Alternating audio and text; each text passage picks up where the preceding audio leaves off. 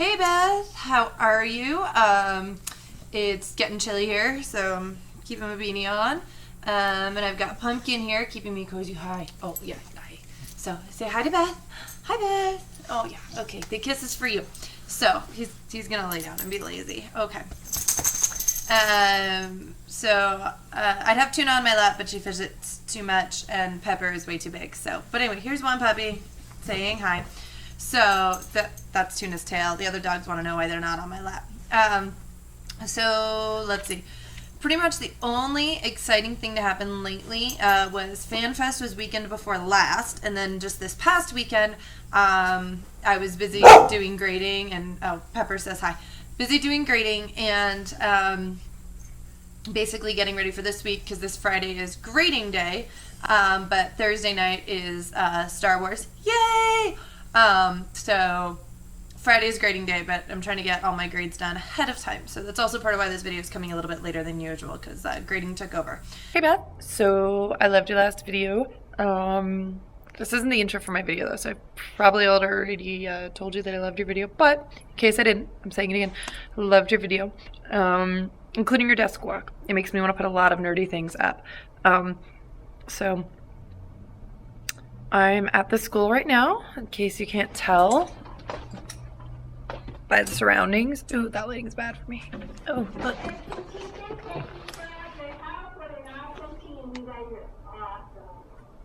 I don't know if you heard that intercom, but that's my assistant principal saying that us teachers are awesome.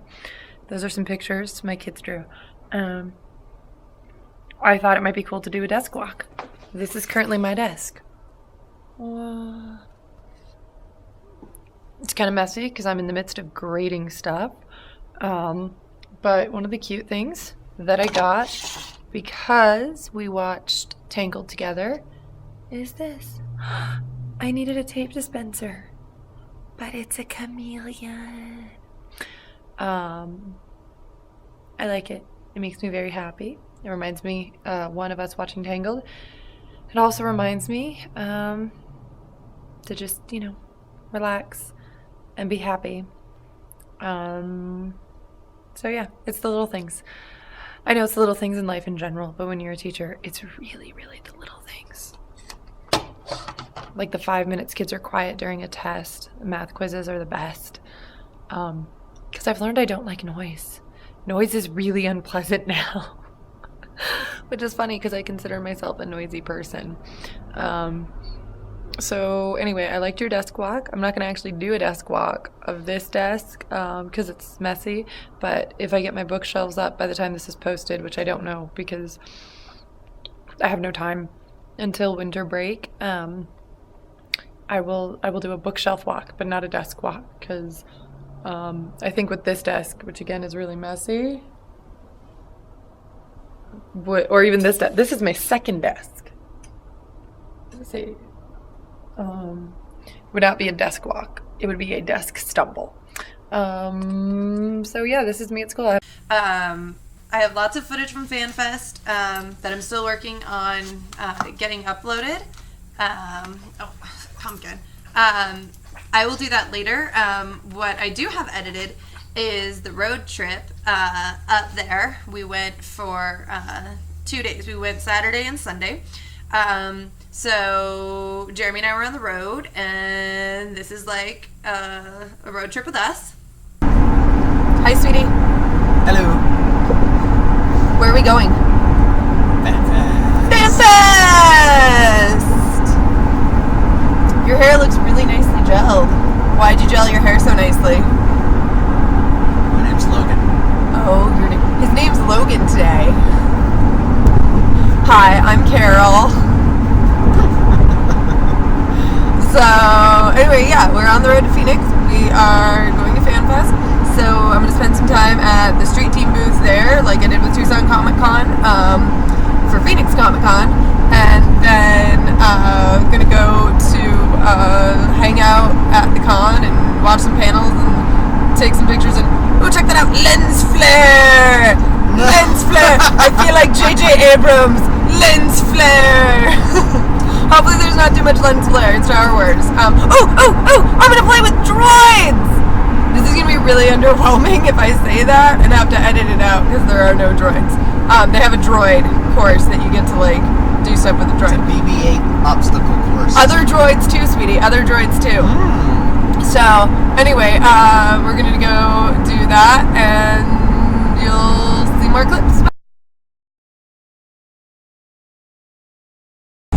See, but I feel like when I eat a sandwich and it's cut diagonally, there's a better crust to sandwich ratio, like, per bite, to the point where if you're eating along the sides, then you get more that's just like sandwich and less crust.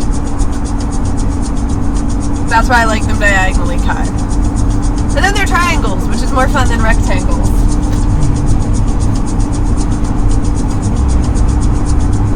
I have to cut all of her sandwiches diagonally. And bagels, also diagonally. I know how to find that spot that makes it seem like a diagonal cut. What do you mean makes it seem like a diagonal cut? What do you mean? What does he mean?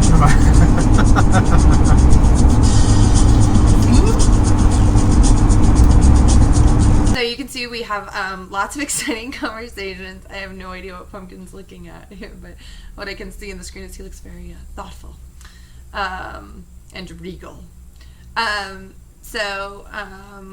Sometimes we'll listen to music. Jeremy's not always into it, but he doesn't mind too much.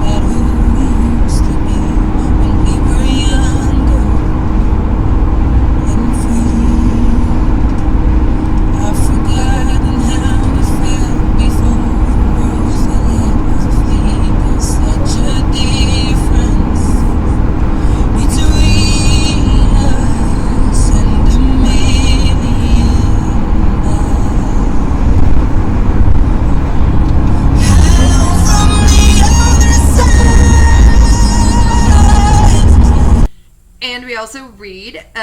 We've been going through Lord of the Rings, so this is that. I'm finding our place. Let's see. I think the last time I talked to you about it, they hadn't gotten very far. I don't remember if I told you or not, and I'm way too lazy to go back and check right now. One of my friends was really, really sad that Tom Bombadil was not in the movie. Tom Bombadil was just a musical MacGuffin with the Barrow-wights. Like, all he did was sing and show up, and then things were, like, happy and all better. This is awesome. It was not that awesome. He wasn't. No, the stupid pony that they took from that town with the pub with the barkeep who couldn't mail a flipping letter, that pony was more useful than Tom Bombadil. The pony's going with them on the journey, by the way, because we got through the council. The pony ran away.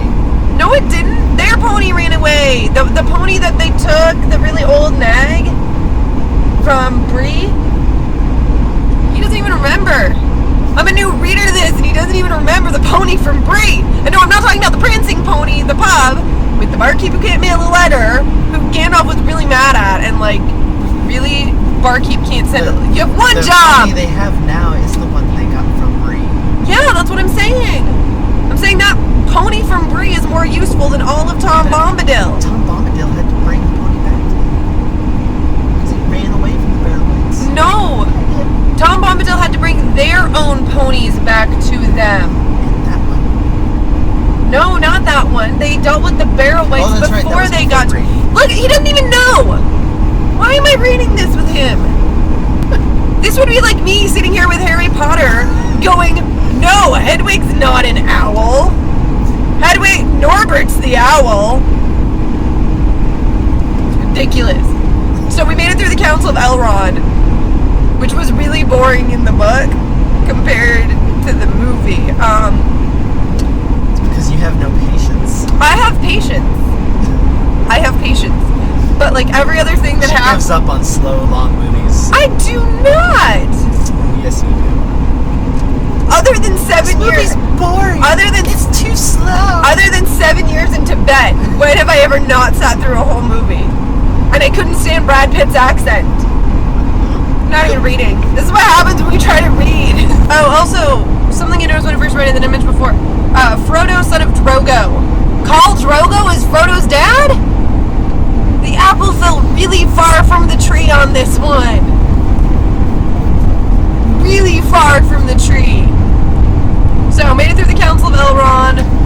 Given his size, it's supposed to be Drogo's, but They're gonna go. in reality, he's really Tyrion's.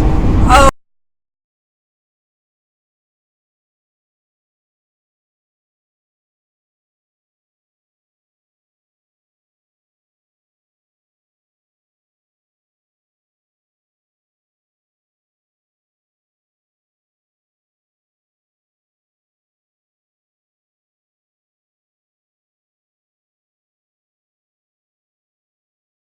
Gandalf leave anyone with them after a big ass group of dwarves and a hobbit could sneak out?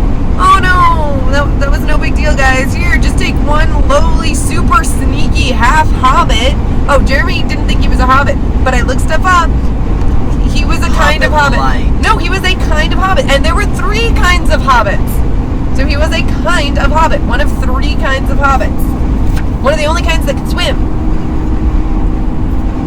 See, I know more than him now. None of this should be. So let's see. They're going. The Bill, the pony, is going because like Merry and Pippin, he'd be sad if he didn't. So anyway, all right. They're leaving now. Finally, after staying there for a few months. Their farewells had been said in the great hall by the fire, and they were only waiting now for Gandalf, who had not yet come out of the house. Well, you know, it's nice that he's a wizard, so he's not late, you know, keeping the party waiting and all. A gleam of firelight came from the open doors, and soft lights were glowing in many windows. Bilbo, huddled in a cloak, stood silent on the doorstep beside Frodo. Aragorn sat with his head bowed to his knees. Only Elrond knew fully what this hour meant to him. The others could be seen as gray shapes in the darkness. Sam was standing by the pony, sucking his teeth and staring moodily into the gloom where the river roared stonily below. His desire for adventure was at its lowest ebb. Well, geez, Sam, you wanted to go. Don't whine about it now. Bill, my lad. Bill's the pony, by the way. Sam named it. Once you name it, you have to keep it. Bill, my lad, he said. You oughtn't to have took up with us. You could have stayed here and ate the best hay till the new grass comes. Bill swished his tail and said nothing. Because he's a pony. Sam eased the pack on his shoulders and went over anxiously in his mind all the things that he had stowed in it, wondering if he'd forgotten anything. His chief treasure, his cooking gear, and the little box of salt that he always carried and refilled when he could. A good supply of pipe weed. I'm not even going to talk about the weed, okay? A good supply of pipe weed. Tobacco. But not near enough, I'll warrant.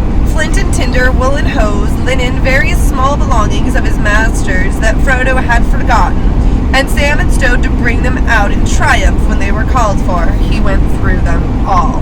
So he'd be like me packing for Comic-Con, like getting all your stuff together, and then like triple checking what you pack, and then grabbing stuff for the person who forgets the stuff. Yeah. Rope, he muttered. No rope. And only last night you said to yourself, Sam, what about a bit of rope?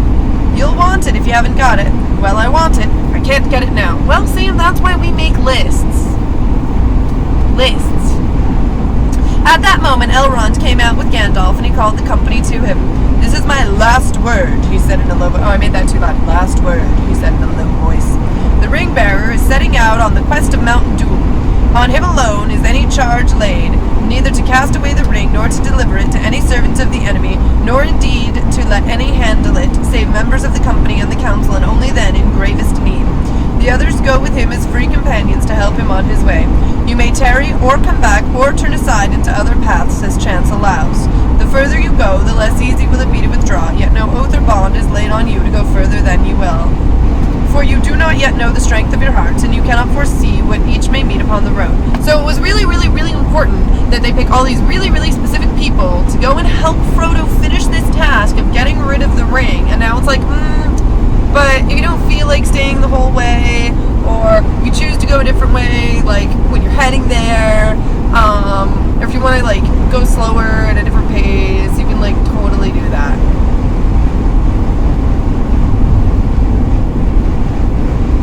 Lousy planning, lousy road trip mates, I'm just saying. Except they all stay together, except for when fellowship is broken. So they all stay together. First of all, spoilers. Second of all, so they all stay together. No. I know, I've seen the movies. And having seen the movies is why the Council of Elrond was boring in the book. And if that was a spoiler for anybody watching this, shame on you. So, anyway, we're going to keep reading. I don't think you want to hear me read for like 2 hours, and I don't feel like doing another time lapse for the vlog. So, we're going to go, and I'm going to read. But this is what me reading The Hobbit, Lord of the Rings, is like for Jeremy. He gets my endless commentary. My endless yet accurate commentary. snarky commentary. It's a bit snarky. This needs a bit of snark. Anyway, sorry I don't have anything more exciting. Eventually, when I get the FanFest stuff uploaded, I'll put it on my Geekly Press blog, and I'll send you links when it's all up. I hope you have an awesome time at Star Wars The Force Awakens, and I will see you next Tuesday. Okay, bye. Say bye, Pumpkin. Bye, Auntie Beth. Milky kisses. Okay.